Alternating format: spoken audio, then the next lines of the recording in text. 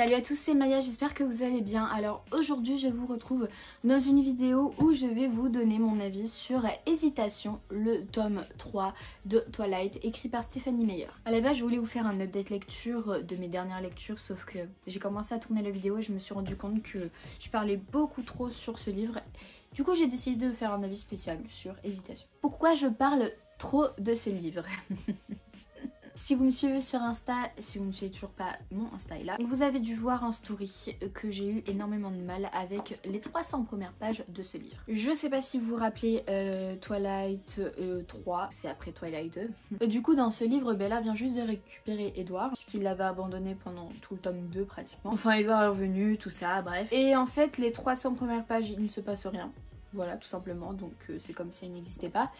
Et à partir des 300 premières pages, on commence à rentrer dans l'action. C'est-à-dire que y a la vampire Victoria qui veut tuer Bella, tout simplement. Pourquoi? Eh ben parce que Edward a tué James, l'amoureux de Victoria, donc Victoria veut lui rendre justice, veut se venger et veut faire la même chose à Edward, c'est-à-dire tuer la personne qu'il aime. Et comment elle s'y prend pour faire ça? Et ben Victoria va créer une armée de vampires, de nouveaux vampires, pour l'aider à se battre contre la famille Cullen et à enfin tuer Bella. Je prends ma liste.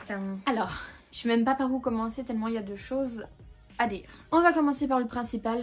Bella. Bella est la narratrice de cette histoire. C'est par Bella qu'on a donc toutes les informations, tout. On est Bella en fait dans ce livre. Sauf que je n'aime pas Bella. Pourquoi? Parce que Bella est chiante, insupportable, elle n'est pas intéressante, elle est pas drôle, elle fait rien, elle est molle, elle est chiante. C'est pas possible en fait, enfin...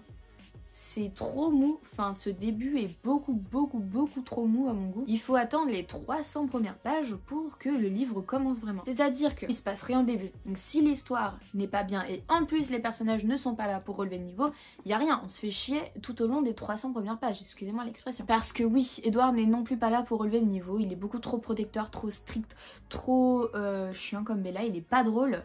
Et heureusement qu'il y a quand même ce personnage que j'aime le plus dans ce livre. Il s'agit de Jacob. Jacob, je l'aime bien. J'aurais préféré que Bella choisisse Jacob à Edward. Tout simplement parce que Jacob est un peu plus fun, un peu plus rigolo, un peu plus attirant, on va dire. Il montre beaucoup plus de signes à Bella. Mais Jacob, il y a des choses qui m'énervent chez lui. C'est qu'à chaque fois qu'il voit Bella, il est tout le temps excité par elle. Il est « Oh Bella, trop bien, t'es ma meilleure amie, je t'aime !» Et elle lui répond pareil. Alors que tout au long du livre, on ne les voit pratiquement jamais ensemble. Surtout dans les 300 premières pages. Un mois, elle a dit qu'elle pouvait pas se passer de lui, que c'était son meilleur friend. Ce qu'il faut savoir aussi, c'est que dans le tome 2, dans le film 2, ouais, c'est pareil, Bella s'est fait abandonner par Edward, donc elle s'est réfugiée chez Jacob. Mais ça ne n'empêche pas, je sais pas, si je tiens à quelqu'un, tu t'y penses plus souvent, tu arrêtes de penser à ton putain de vampire, tu vas lui rendre visite aussi. Ah oui, et puis Edward lui fait un pataquès à Bella pour ne pas qu'elle aille voir Jacob. Mais frère, t'es qui en fait pour l'interdire? Du coup, on peut voir que Bella joue sur 2 tableaux, elle hésite, Jacob, Edward, non Jacob c'est mon ami mais je l'aime, mais Edward je pourrais jamais me séparer de lui. J'avais oublié à quel point ça m'énervait les triangles amoureux. Ah oui, et un autre truc que je ne comprends pas, c'est pas forcément sur ce livre-là, mais c'est sur tous les tomes de Twilight, c'est pourquoi est-ce que les vampires et Cullen sont-ils au lycée? Ils ont plus de 100 ans. Et qu'est-ce qu'ils viennent se faire chier dans un lycée sur des cours qu'ils connaissent par cœur à fréquenter des gamins alors qu'ils ont plus de 100 ans? What the fuck? Bon après il faut savoir que Twilight a été écrit il y a pratiquement 15 ans je crois. Donc bon, c'était le premier livre du genre vampire, beat-lit, tout ça, loup-garou. Alors à l'époque ça faisait un carton. C'est sûr que tout ce que je relève maintenant, tout ce qu'on relève maintenant, en ayant lu plusieurs livres du genre et voilà, et en ayant un avis beaucoup plus développé, c'est sûr qu'on relève beaucoup plus ces petites choses qu'à l'époque, dans le sens où les premières pages, on est quand même entre Jacob et Edward, qui sont loup-garou vampire, rappelons-le. Donc voilà, à l'époque, rien que ça suffisait pour maintenir l'attention du lecteur, je pense. Il y a aussi un truc qui m'exaspère, c'est que Rosalie et Jasper, à un moment du livre, racontent leur histoire à Bella, certes. Ok.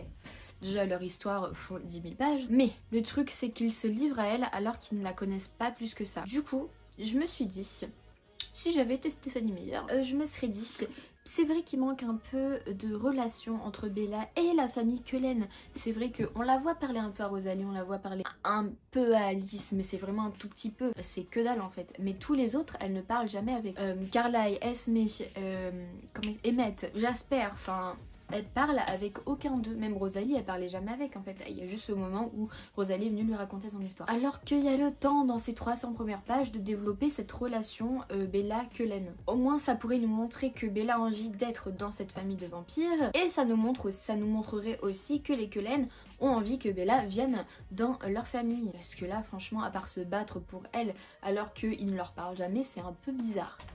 Oui, du coup, à un moment, j'en ai marre. On se rend compte, enfin Bella se rend compte puisqu'on est dans sa tête. Bella se rend compte à un moment que quelqu'un est venu chez elle, lui a pris des habits, a fouillé un peu partout. Ok, les loups-garous sentent, les vampires sentent aussi l'odeur, mais personne ne reconnaît. Alice n'a pas eu de vision puisque c'est pas quelqu'un qui voulait du mal à Bella de base. Ok, on s'en intéresse plus. Ensuite, on apprend que Victoria est à Seattle, qu'elle monte une armée de vampires, de nouveaux vampires, tout ça, et qu'ils arrivent dans quelques jours. Ok, et puis Bella se dit un jour, tiens, et si c'était pas la même personne, celle qui est venue fouiller chez moi et celle qui organise l'armée de vampires. Bon, c'était pas Victoria puisqu'il l'aurait su, mais c'est relié en fait, c'est pareil, c'est le même truc. Et pourquoi c'est Bella qui s'en rend compte alors qu'elle a que 18 ans, elle a pas d'expérience vraiment chez les vampires, alors que tous les Cullen, tous les loups-garous aussi, ont vraiment beaucoup plus d'expérience dans ce domaine. C'était peut-être pour la rendre un peu intelligente par moment, pour montrer qu'elle pouvait être là, qu'elle pouvait servir à quelque chose au lieu de se faire protéger tout le temps et pas mourir. Mais du coup ça m'a saoulée en fait. Et il y a aussi un truc qui m'énerve, c'est que à la fin, alors que j'aime bien la fin on va dire, ça relève les niveaux, mais là du coup hésite entre Jacob et Edward, je sais pas lequel choisir, ils sont beaux tous les deux. Bref, Jacob veut aller se battre pour défendre Bella, aller attaquer cette armée de vampires qui menace tout le monde, surtout Bella. Mais Bella est là, non Jacob, n'y va pas, puisque tu vas mourir, tu veux mourir pour moi, je le sais. Alors du coup, la seule solution qu'elle trouve pour le retenir, c'est de lui dire « embrasse-moi ». Mais ça ne se passe pas comme ça la vie. Ah bah là c'est sûr que lui se jette dessus, on va pas dire non à un bisou de Bella. Ce qui m'énerve c'est que les 300 premières pages étaient pourries, mais ayant dépassé ces 300 pages, l'histoire était beaucoup plus intéressante puisqu'il y avait de l'action. Et du coup c'était trop bien. Je me suis prise à fond dans l'histoire, j'ai dévoré les dernières pages alors que je stagnais tout le temps à mes 300 premières pages et je me forçais à lire puisque je savais qu'à un moment on allait dépasser ça pour rentrer dans l'action. Sauf que je pensais pas que ça allait arriver si tard. Bon dans tous les cas j'ai quand même bien aimé la fin de ce livre même si j'ai détesté le début. Je donnerai une note sur mon blog, un article qui sortira mardi. Donc voilà mon avis très mitigé, surtout dans le négatif que dans le positif. Ça m'énerve parce qu'en fait il y a quand même du positif dans la fin de ce livre. L'action qui se passe à partir des 300 pages, comme je vous le dis, relève un peu tout le truc. Et c'est dommage puisque dans ma tête c'est un peu effacé par tous ces points négatifs. N'hésitez pas à me dire si vous aussi vous pensez la même chose que moi, si vous rejoignez les points que j'ai soulignés, les points négatifs et les points positifs, puisqu'il y en a eu quand même quelques-uns. Le fait qu'il y ait de l'action. Et oui mon vernis est dégueulasse, je suis au courant. Donc voilà, on se retrouve dans une prochaine vidéo et je vous dis à plus la famille.